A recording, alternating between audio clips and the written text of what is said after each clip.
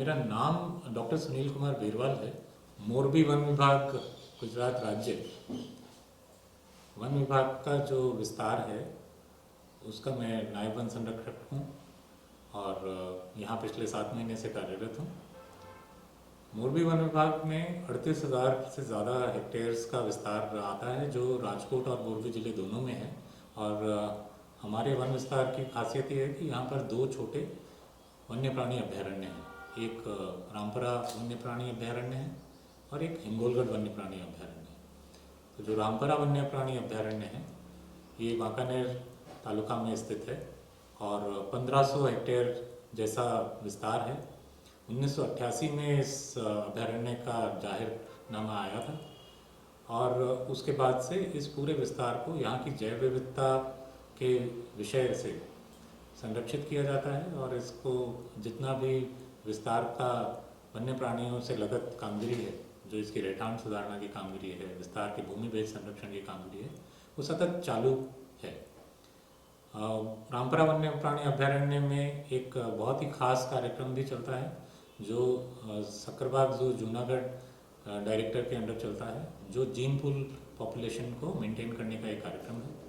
इसके अंदर पूरे जो गीर गिरनार और जो उसके बाहर का जो विस्तार, जो भावनगर से लेकर पोरबंदर तक जो पूरा विस्तार आता है, इस पूरे विस्तार के लायंस को लेकर एक जेनेटिक डाइवर्सिटी मेंटेन करने के लिए यहाँ पर एक प्रोग्राम चलता है।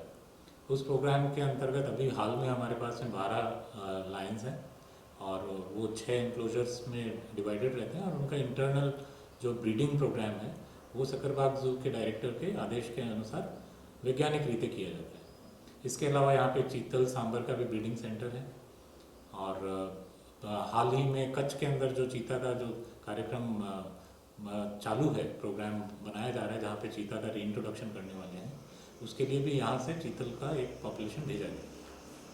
पूरा विस्तार जो है उसके अंदर भूमि भेद संरक्षण के अंतर्गत बहुत पुराने समय से तालाब बनाने का काम, चेक डैम्स बनाने का काम करते आए हैं।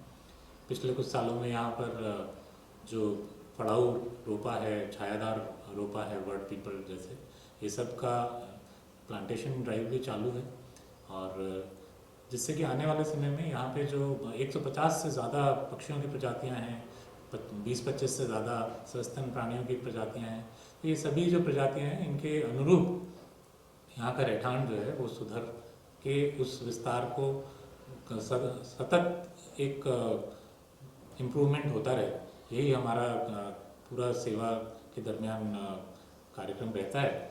और विस्तार में एक आरएफओ हैं मोनाली कचोट, वो भी इस विस्तार के प्रति डायरेक्टली रिस्पॉन्सिबल हैं और विस्तार के अंदर हम नेचर एजुकेशन कैंप्स करते हैं। वैसे तो प्रतिबंधित विस्तार है बट बच्चों के लिए, कॉलेज वगैरह और स्कूल्स के बच्चों के लिए यहाँ प्रकृति शिक्षण शिविर का आयोजन साल में होता रहता है और अंदाजे 600 से 800 बच्चों को साल में एक बार वहाँ पे जाने को मिलता है और विस्तार से एक इंट्रोडक्शन कराना और उनको पर्यावरण और प्रकृति के प्रति जागरूक करने का एक प्रयास रहता है।